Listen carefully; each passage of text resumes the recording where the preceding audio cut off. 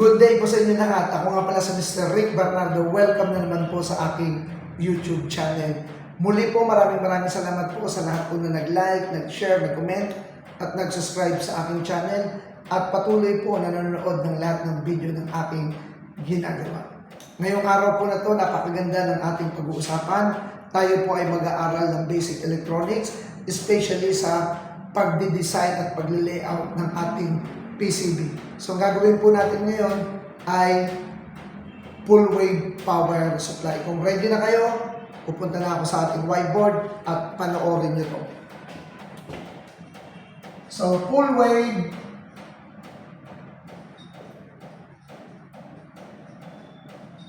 power supply. Meron tayong step-down transformer na merong 0, pwedeng may 110, pwedeng wala, at ito yung tinatawag nating primary. Then sa kabilang side naman nito, ang gagamitin nating transformer ay center tap transformer. Ito ay 0, 12 volts, then another 12 volts. Punta naman tayo dito sa main plug natin. So magkakaroon tayo dito ng main plug.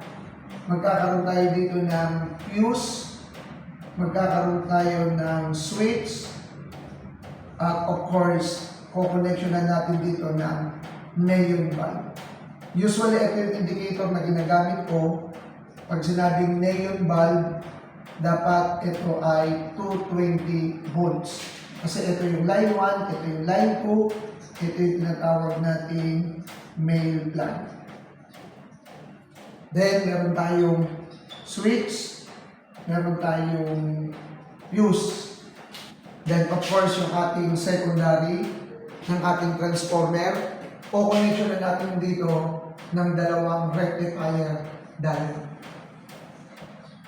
So, kaya kung mapapansin nyo, ito yung ating cathode, ito yung ating anode. So, yung dalawang cathode ay magkasama. I-connection natin papunta sa output ng positive. Magkakaroon tayo dito ng filter capacitor, positive then negative, at maglalagay tayo ng bleeder resistor, then negative. Usually, kung ang gagamitin kong transformer ay 3 ampere, ang diode din ay 3 ampere 50 volts. Ito yung diode 1. Then, diode 2 ay 3 ampere 50 volts. Then, lagyan na natin ang connection yung 0. Ang ibig sabihin ng symbol na to, not connected. Then, dito ngayon yung pupunta sa negative. So, kaya ito na yung ating pinaka-schematic diagram ng full wave power supply. Then, ang capacitor na gagamitin ko ay 5,600 microfarad over 25 volts. Ang resistor ay 5 watt, 1 ohms, magsisilbing pinaka-bleeder resistor. Siya yung nagdidiskarga ng kuryente na maiipon sa ating capacitor. Then yung ating capacitor ang pinaka-tinatawag nating filter capacitor. So, ang kailangan natin gawin natin dito ay mag-design tayo ng PCB. Hanggang dito lang tayo sa transformer. Hindi natin isasama. So, ito lang yung gagawa natin ng design. Ayan. So, ano po ang mga kailangan natin? Of course, meron tayong PCB na 2x3. Lalagyan na natin ito ng masking tape. Ito yung pinaka-basic na kapag tayo ay nagdi-design ng PCB. So, ito yung pinaka-basic. Masking tape yung gagamitin. Pagkatapos ma-drawing, kakatin yung ating drawing, tatanggalin yung walang drawing, at ibababad sa ferric chloride. So, malulusaw na ngayon yung pinaka-copper ng ating PCB board. So, at lalagyan na natin siyempre ng pyesa. Okay, so tingnan natin ngayon. Ito na yung ating i-design.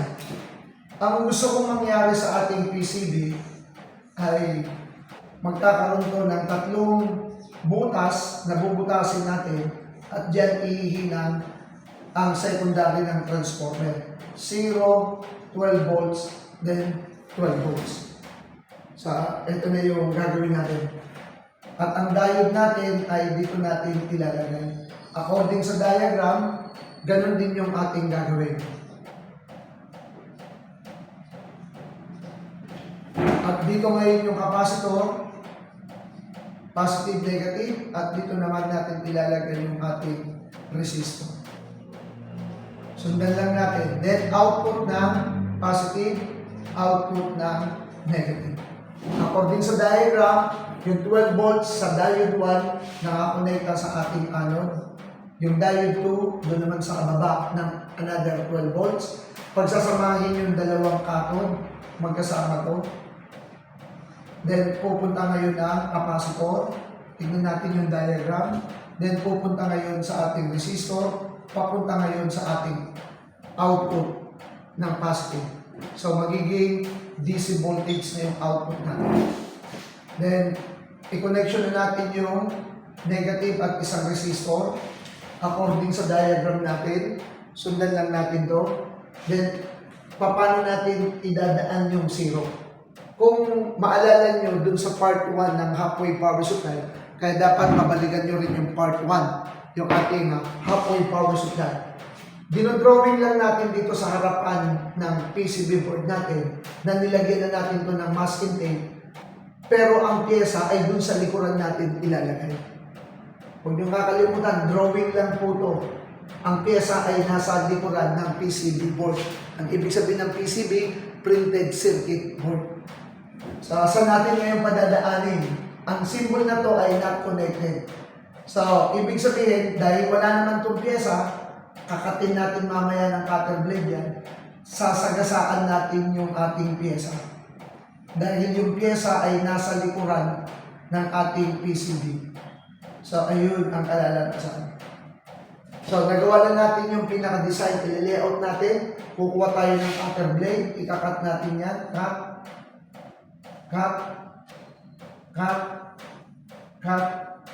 hanggang sa maputol natin lahat yan. So, using cutter blade. So, pag nakat na natin yan, tatanggalin natin yung masking tape na walang drawing. Even yung ating diode ay matatanggal. Matatanggal yan. Drawing lang po yan. Dahil nasa likuran naman natin ilalagay yung pyesa. Ito na po yung na-layout natin PCB. Nakat na natin ngayon. Pero syempre dapat kabisado natin yung ginawa natin dahil kapag ibinalik na natin yung pyesa, doon na natin sa likuran ilalagay. So, nababad na natin sa perichloride, ito na yung pinalabasan. Tatanggalin na ulit yung masking tape, lalabas na yung tanso o copper ng ating PCB board. So, liliyahin, bubutasin, ilalagay yung mga pyesa sa kahihin namin.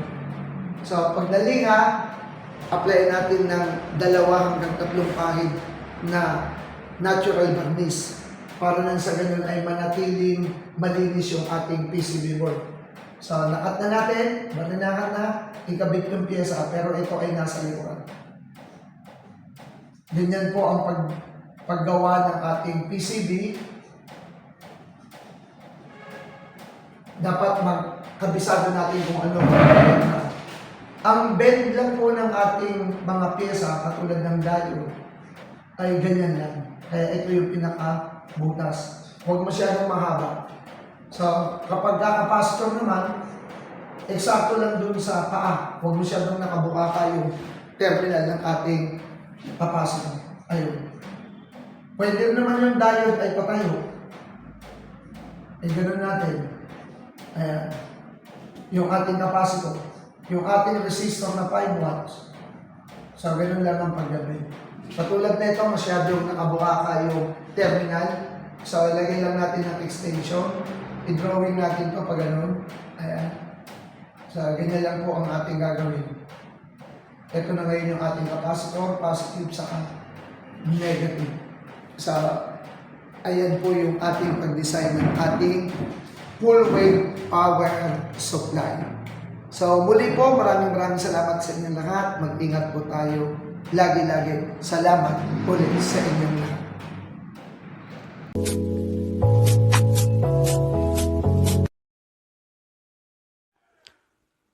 like, share, comment, and subscribe to my channel. Pakipindot na rin po ang notification bell para lagi kayo updated. Thanks for watching!